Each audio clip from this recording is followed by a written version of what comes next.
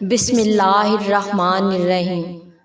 دیکھو رضیہ، میں تمہیں پہلے بھی بتا چکا ہوں کہ میں کسی بھی عورت کو مزدوری پر نہیں رکھ سکتا۔ اگر میں نے تمہیں یہاں پر مزدوری کے لیے رکھ دیا تو لوگ طرح طرح کی باتیں کریں گے، اور تو اور یہاں پر سوائے مردوں کے اور کوئی ہے بھی نہیں۔ اوپر سے تم اپنی حالت دیکھو، ظاہری سی بات ہے اگر کوئی اونچ نیچ ہو گئی تو پھر سارا الزام مجھ پر آئے گا۔ میں کسی بھی طرح کا کیس خود پر نہیں بنوانا چاہتا۔ بہتر ہے کہ تم کسی طرح اپنا کوئی اور بندوبست کر لو، لیکن بار بار یہاں آ کر مجھے بھی شرمندہ مت کرو اور مجبور بھی مت کرو۔ چودھری شفقت اس مرتبہ بھی اپنی جان رضیہ سے چھڑوانے کی کوشش میں لگا تھا، مگر رضیہ سفید چادر میں خود کو ڈھانپے ہوئے اپنی آنکھوں میں آئے موٹے موٹے آنسو صاف کر کے کہنے لگی کہ چودھری صاحب، اگر آپ حامی بھر لیں گے نا تو مستری بھی مجھے کام کرنے کی اجازت دے دے گا۔ میرے چھوٹے چھوٹے بچے ہیں، میرے گھر کے حالات تو دیکھیے، بچے بھوک سے بلک رہے ہیں۔ اگر میں آج بھی خالی ہاتھ گھر گئی تو میرے بچوں کی آس ٹوٹ جائے گی۔ میں اپنے معصوم بچوں کو موت کے گھاٹ اترتا ہوا نہیں دیکھ سکتی۔ کتنے ہی لوگوں کے آگے ہاتھ پھیلا چکی ہوں، لوگوں سے پیسے مانگ چکی ہوں، لیکن لوگ آخر کب تک میرے ہاتھ پر پیسے رکھتے رہیں گے؟ اب تو لوگ مجھے دیکھ کر منہ پھیر لیتے ہیں۔ میرے بچے بھوک سے بالکل ہی سوکھ کر کانٹا ہو گئے ہیں۔ آپ میری فکر مت کریں، میں آپ کو کوئی شکایت کا موقع نہیں دوں گی، میں کسی کی نظر خود پر پڑنے نہیں دوں گی، بس آپ مجھے یہاں پر کام کرنے کے لیے رکھ لیں۔ اس مرتبہ تو ہر انا اور ہر لحاظ کو ایک طرف رکھتے ہوئے رضیہ چودھری شفقت کے قدموں میں گر چکی تھی۔ قدموں پر ہاتھ رکھ کر رو رو کر کہنے لگی کہ خدا کا واسطہ، مجھے اگر اپنی بہن نہیں سمجھتے تو کوئی غلام نوکر سمجھ کر ہی یہاں پر کام کرنے کو دے دیں۔ میں بہت مجبور اور آس لے کر یہاں پر آئی ہوں۔ چودھری شفقت نے جب 32 سالہ رضیہ کی یہ بات سنی تو اگلے پل تڑپ کر پیچھے ہٹے تھے۔ کہنے لگے کہ او بی بی، یہ سب کچھ کیا کر رہی ہو؟ میرے قدموں کو ہاتھ کیوں لگا رہی ہو؟ ٹھیک ہے، کام کرنا چاہتی ہو تو کرو، لیکن ہاں پھر مجھ سے شکایت مت کرنا کہ یہاں کام کرنے والے مزدور تمہیں طرح طرح کی باتیں کرتے ہیں۔ یہ سن کر تو رضیہ مسکرا اٹھی تھی، فوراً کہنے لگی کہ بس، بہت بہت شکریہ صاحب جی، بس مجھے مزدوری دے دینا، میں بچوں کے لیے کھانا لے جاؤں گی۔ اتنا کہہ کر رضیہ وہاں سے نکلی تھی۔ وہاں پر موجود مزدور جو اس بڑے سے عالیشان گھر کو بنانے میں لگے تھے، بڑی ہی ترچھی نظروں سے رضیہ کو دیکھنے لگے، جس کی عمر 30 سے 32 سال کے قریب تھی۔ وہ چلتی ہوئی ان کے پاس آئی اور اپنی چادر کو سمیٹنے لگی۔ وہاں کا مستری اسے دیکھ کر ایک مرتبہ پھر کہنے لگا کہ تم ابھی تک یہاں سے گئی نہیں، نکلو یہاں سے ورنہ اچھا نہیں ہوگا۔ عورت ہو تو عزت سے بات کر رہا ہوں، بلا وجہ ہم مردوں کو بدنام کرتی پھرو گی۔ مگر چودھری شفقت وہاں پر آئے اور کہنے لگے کہ یہ مجبور بے سہارا عورت ہے، یہاں پر کام کرنا چاہتی ہے، اس لیے اسے یہاں پر کام کرنے دو۔ سبھی مزدور سرگوشیاں کرنے لگے تھے، مگر اب ہو بھی کیا سکتا تھا؟ جب ایک تنہا عورت خود یہاں پر اتنے مردوں کے بیچ رہ کر کام کرنا چاہتی تھی تو کرنے دیا گیا۔ رضیہ اپنی چادر کو سنبھالتی یا پھر یہاں پر مردوں کے ساتھ ریت کی بالٹیاں اٹھاتی، بجری اٹھا کر سیڑھیوں سے اوپر لے کر جاتی۔ اس کو 6واں مہینہ چل رہا تھا، وہ امید سے بھی تھی۔ اس حالت میں اس کا وزن اٹھانا اور کام کرنا محال تھا۔ بار بار ہانپنے لگتی، تھک جاتی، لیکن اس کے باوجود وہ کام کرتی رہی تھی۔ اس کی حالت دیکھ کر مرد شرمندہ سے ہو چکے تھے، جبکہ وہیں ان مزدوروں میں کچھ مزدور ایسے بھی تھے جو اسے دیکھ کر اپنی آنکھیں سیک رہے تھے، مسکرا رہے تھے، لب کاٹ کر ایک دوسرے سے کہنے لگے کہ دیکھنے میں تو بڑی ہی تیز ترار سی عورت لگتی ہے، کیا پتا ہمیں گرین سگنل بھی دے یا نہیں۔ رضیہ ان سب باتوں سے انجان تھی، خاموشی سے وہاں پر کام کرتی رہی۔ آس پاس سے گاؤں کی گزرتی عورتیں بھی اسے یہاں پر کام کرتا ہوا دیکھ رہی تھیں۔ دراصل اس نے یہاں پر کام کرنا شروع ہی اسی لیے کیا تھا تاکہ آس پاس سے گزرتے لوگوں کی نظر اس پر پڑتی رہے۔ چونکہ لوگ زیادہ تھے اس لیے کسی میں بھی جرأت نہیں ہوگی کہ کوئی بھی غلط بات آ کر رضیہ سے کر سکے، لیکن یہ معاشرہ اسے کسی بھی حال میں جینے دینے والا نہیں تھا۔ رضیہ کی شادی رمضان سے ہوئی تھی۔ رمضان مزدوری کر کے ہی اپنا پیٹ پالا کرتا تھا۔ پیشے سے وہ ایک بڑھئی تھا، لکڑی کا بڑا ہی خوبصورت کام کیا کرتا تھا، لیکن ایک مرتبہ لکڑی کا نوکیلا ٹکڑا اس کی ٹانگ میں لگ گیا۔ اس نے خون کو سرسری سا لیا تھا، زخم کے ہوتے ہوئے بھی وہ یوں ہی چلتا پھرتا رہا۔ پہلے تو اسے نظر انداز کیا، مگر پھر جراثیموں نے زخموں پر حملہ کیا تو زخم سے سیال مادہ بہنے لگا۔ دیکھتے ہی دیکھتے زخم اس قدر خراب ہونے لگا کہ رمضان سے چلنا بھی دوبھر ہو گیا۔ کئی ڈاکٹروں کے پاس جا کر اس کا علاج کروانا چاہا، لیکن اب معاملہ ہاتھ سے نکل چکا تھا۔ ڈاکٹر کہنے لگے کہ آپ کی ٹانگ کاٹنی پڑے گی، ورنہ یہ انفیکشن آپ کے پورے بدن میں پھیلنے کا خدشہ بھی ہے۔ رمضان تو پریشان ہو چکا تھا کیونکہ اللہ تعالیٰ نے اسے 3 بیٹے اور 2 بیٹیوں سے نوازا تھا، اور اگر وہ بستر پر پڑ جاتا تو اس کے گھر میں کمانے والا کون ہوتا؟ بچے تو ابھی اس کے بہت چھوٹے تھے۔ اس روز جب رمضان گھر پہنچا تو لڑکھڑا کر چلتا ہوا گھر آیا تھا۔ وقتی طور پر تو پٹی کر دی تھی ڈاکٹر نے اور انجیکشن بھی لگوایا تھا، لیکن جب رضیہ کی طبیعت خراب دیکھی تو پریشان ہو گیا۔ کہنے لگا کہ تیری طبیعت کو کیا ہوا ہے، پیلی کیوں پڑی ہے؟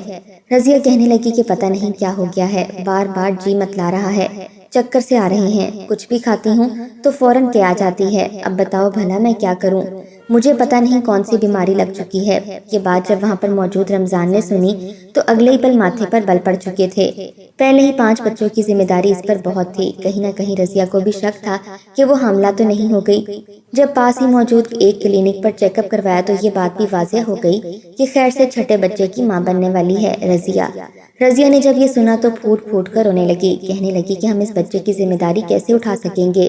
پہلے ہی 5 بچے سنبھالنا مشکل ہو رہے ہیں۔ مجھے تو لگتا ہے کہ اس بچے کو مجھے ضائع کروا دینا چاہیے، اگر یہ زندگی میں آ گیا تو حالات مزید تنگ ہو جائیں گے۔ مگر جب یہ بات رمضان نے سنی تو غصے سے پہلی مرتبہ اس نے اونچی آواز میں رضیہ سے بات کی تھی۔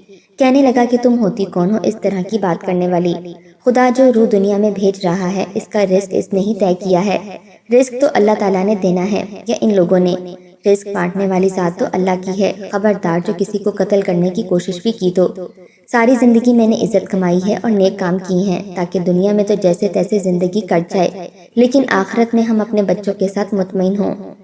رضیہ سجدہ ریز ہو چکی تھی کہ میں نے اپنے رب کی نافرمانی نہیں کی، اور تو ہے کہ بچہ قتل کرنے کی بات کر رہی ہے، خدا سے توبہ کر۔ رمضان بڑا ہی خدا ترس اور اللہ تعالیٰ سے ڈرنے والا شخص تھا۔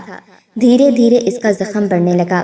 ڈاکٹر نے تو ٹانگ کاٹنے کی بات کر دی تھی، آخر وہ اب مزید کیا کرتا؟ انفیکشن اس قدر پھیلا کہ اس کی جان تک چلی گئی، مگر علاج نہ کروا سکا۔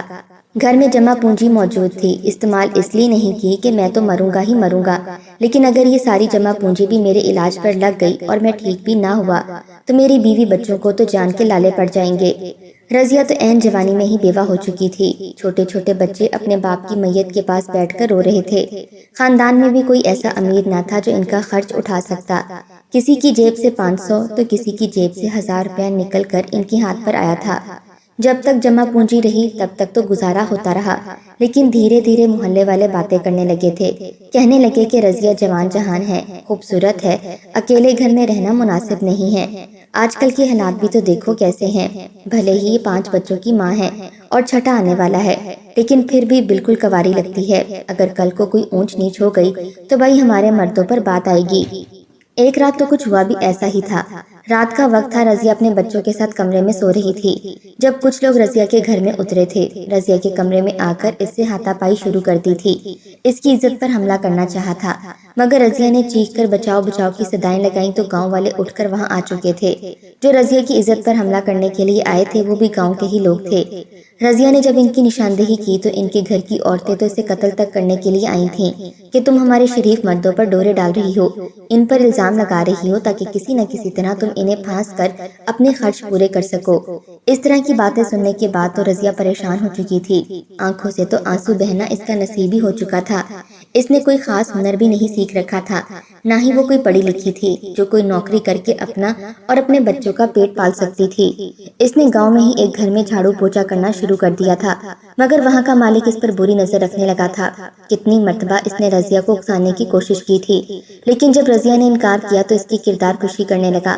بڑی مشکل سے وہ اپنی عزت بچا کر اس گھر سے بھاگ گئی تھی، لیکن اگلے ہی روز گاؤں میں یہ بات پھیل چکی تھی کہ رضیہ نے تو بڑے صاحب کو بھی اپنے جال میں پھنسانے کی کوشش کی ہے۔ یہ تو اپنے شوہر کے مرنے کے بعد امیر مردوں کو پھانسنے میں لگی ہے تاکہ کسی طرح اس کے گھر کے خرچ پورے ہو سکیں۔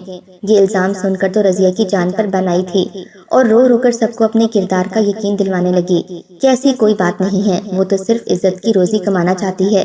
لیکن ہر کوئی اسے یہ کہنے لگا کہ اگر عزت کی روزی کمانی ہے تو کسی مرد سے شادی کر لو تاکہ اپنے خرچ پورے کر سکو، مگر عین اس وقت کسی اور مرد کے ساتھ زندگی گزارنا اس کے لیے بڑی ہی مشکل بات تھی۔ وہ تو 5 بچوں کی ماں تھی اور چھٹا اس کے پیٹ میں موجود تھا۔ اس حالت میں اس سے کون شادی کر سکتا تھا؟ وہ تو صرف اپنے شوہر کے نام پر ہی جینا چاہتی تھی۔ اسی خاطر گھر میں اس نے کام کرنا شروع کیا۔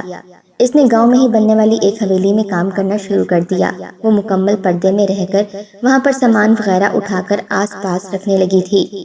ایک روز جب وہاں پر مستری کسی کام سے گیا اور رضیہ سے کہہ کر گیا کہ تم یہ سامان اٹھا کر اندر موجود تہہ خانے میں رکھو، آج وہاں پر فرش سیدھا کرنا ہے، تو رضیہ اپنے دھیان میں وہ سامان اٹھا کر نیچے تہہ خانے میں رکھنے لگی۔ اسی وقت دو مزدور جو کہ نشائی قسم کے تھے وہی نیچے آ گئے۔ رضیہ واپس جانے لگی تو وہ اس کی کلائی پکڑ چکے تھے۔ رضیہ خود کو چھڑوانے لگی مگر وہ کہنے لگے کہ کیا ریٹ ہے تمہارا، اتنے مردوں سے تعلق بنا چکی ہو تو پھر ہمارے ساتھ کچھ دیر وقت گزارنے میں کون سا قیامت آ جائے گی۔ اتنا سننا تھا کہ رضیہ نے تھپڑ مار کر مردوں کو ان کی اوقات یاد دلائی تھی۔ تھپڑ کھا کر تو وہ مرد غصے سے پاگل ہو چکے تھے، کہنے لگے کہ تو نے ہماری بے عزتی کی ہے۔ وہ گالم گلوچ کرنے لگے اور آنکھوں ہی آنکھوں میں ایک دوسرے کو اشارہ کرنے کے بعد دونوں نے کچھ سوچا اور رضیہ کے منہ پر ہاتھ رکھ دیا۔ پھر اسے تہہ خانے کے ایک کونے میں اسے مار کر کہنے لگے کہ اب تو ہمارے ہاتھوں سے نہیں بچنے والی، ہم تیری عزت پر حملہ کرنے کے بعد تیرا قتل کر دیں گے۔ رضیہ خود کو چھڑوانے کی پوری کوشش کر رہی تھی مگر وہ لوگ اسے اذیت سے دوچار کرنے لگے۔ اسی وقت وہاں پر مستری آ چکا تھا۔ مستری نے جب دونوں لوگوں کو رضیہ پر تشدد کرتے دیکھا تو اگلے ہی پل رضیہ کو بچایا اور ان دونوں کو مار کر کام سے نکال دیا۔ چودھری شفقت کو بھی اس بارے میں علم کر دیا گیا تھا۔ رضیہ رو رو کر اپنے بال نوچ رہی تھی، آخر وہ کہاں جاتی، کس سے فریاد کرتی۔ اس کی زندگی تو دن بدن تنگ ہوتی جا رہی تھی۔ چودھری شفقت نے اپنی جیب سے 2000 روپے نکال کر اس کے ہاتھ پر رکھے اور ہاتھ جوڑ کر کہنے لگا کہ خدا را یہاں سے چلی جاؤ، میں مزید یہ سب کچھ برداشت نہیں کر سکتا، کیوں سب میں ہماری باتیں بنوا رہی ہو اور اپنی عزت بھی خراب کر رہی ہو۔ رضیہ واپس تو آ چکی تھی، اس کی عزت بھی بچ چکی تھی مگر پورے گاؤں میں طرح طرح کی باتیں ہونے لگیں۔ لوگوں نے تو کہنا شروع کر دیا کہ رضیہ کے پیٹ میں پل رہا بچہ بھی اس کے شوہر کا نہیں ہے بلکہ حرام کاری کی وجہ سے ہی اس دنیا میں آ رہا ہے، تبھی تو اس کا شوہر بھی صدمے سے چلا گیا۔ بچے اپنی ماں کو روتا دیکھتے تو بڑے ہی پریشان ہونے لگے۔ بڑا بیٹا 11 سال کا تھا۔ سالہ سال اللہ تعالیٰ نے رضیہ کی گود میں اولاد دی تھی، سبھی بچے سمجھدار ہونے لگے تھے۔ بڑے بیٹے نے جب اپنی ماں کے خلاف باتیں سنی تو غیرت نے جوش ماری تھی، اس لیے کہنے لگا کہ آج سے تمہیں کام کرنے کی ضرورت نہیں ہے، میں خود کام کر کے لاؤں گا پیسے اور کماؤں گا تاکہ لوگوں کے منہ بند ہو سکیں۔ رضیہ خاموش ہو چکی تھی، وہ اب گھر پر ہی رہنے لگی۔ تینوں بیٹے ایک دوسرے کا ہاتھ پکڑے گھر سے نکل جایا کرتے اور جو کام ہوتا کرنے لگتے۔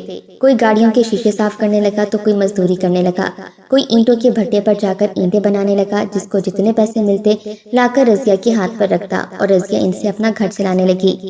کچھ ماہ ہی گزرے تھے جب رضیہ نے ایک بیٹے کو جنم دیا۔ بیٹے کی دنیا میں آنا تھا کہ رضیہ کی تو زندگی بدلنے لگی۔ گاؤں کی ایک بوڑھی عورت نے رضیہ کے بیٹے کو دیکھا تو اگلے پل کہنے لگی کہ بیٹا تمہارے لیے بڑا ہی خوش قسمت ثابت ہوگا، دیکھنا تمہارے دن کیسے بدل جائیں گے۔ رضیہ ان باتوں پر یقین نہیں رکھتی تھی لیکن پھر بھی اس نے گہری سانس خارج کر کے کہا کہ بس اللہ تعالیٰ میرے اور میرے بچوں کے حق میں جو کچھ بھی ہو بس بہتر ہی کرے۔ چھوٹا بیٹا ابھی صرف 1 مہینے کا ہی ہوا تھا جب ایک روز اس کے گھر کے دروازے پر دستک ہوئی۔ دروازہ اس کے بڑے بیٹے نے کھولا تھا۔ گھر میں ایک شخص داخل ہوا تھا جس کے ساتھ 2 گاؤں کے بزرگ لوگ بھی موجود تھے۔ رضیہ حیران تھی کہ آخر یہ لوگ اس گھر میں کیوں داخل ہوئے ہیں۔ جیسے وہ لوگ آ کر بیٹھے تو ان کے ساتھ آنے والا ایک 40 سے 45 سالہ شخص کہنے لگا کہ میں رضیہ سے شادی کرنا چاہتا ہوں، مجھے اس کے بچوں سے کوئی اعتراض نہیں ہے، میں اس کے بچوں کو اپنی اولاد جیسی محبت دوں گا۔ ننھے بچوں کو کام کرتا دیکھتا ہوں تو میرے دل میں ٹھیسیں سی اٹھتی ہیں۔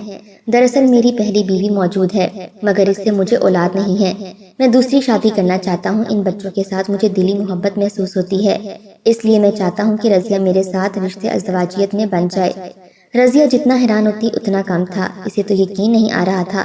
بے شک زندگی کے جس موڑ پر وہ کھڑی تھی وہ اپنے بچوں کو ایک پرسکون زندگی دینا چاہتی تھی، یہی چاہتی تھی کہ اس کے بچے محنت مزدوریوں میں نہ لگیں بلکہ پڑھ لکھ کر اپنے قدموں پر کھڑے ہو جائیں۔ پھر ایک شخص کا اچانک اس کے گھر میں آ کر شادی کی آفر کرنا اور اولاد کے لیے اتنی محبت دکھانا، یہ دیکھ کر تو رضیہ فوراً ہی ہاں کر چکی تھی، یہ بھی جانے اور سوچے سمجھے بغیر کہ آگے جا کر اس کے ساتھ ہونے کیا والا ہے۔ گاؤں کے بزرگوں نے رضیہ کا نکاح اس شخص سے پڑھوایا تھا۔ رضیہ تو اس قدر بھولی اور ناسمجھ تھی کہ پوچھ نہ سکی کہ آخر وہ شخص تھا کون، کہاں کا رہنے والا تھا اور اس گاؤں میں آیا کیسے تھا، اسے رضیہ اور اس کے بچوں کے بارے میں پتہ کیسے چلا تھا۔ وہ رضیہ کو گاؤں سے لے کر شہر آ چکا تھا۔ 6 بچے رضیہ کے ساتھ موجود تھے۔ رضیہ خوش تھی۔ اپنے بچوں کے مستقبل کی خاطر وہ رمضان کو بھول کر سخاوت کے ساتھ شہر میں قدم رکھ چکی تھی۔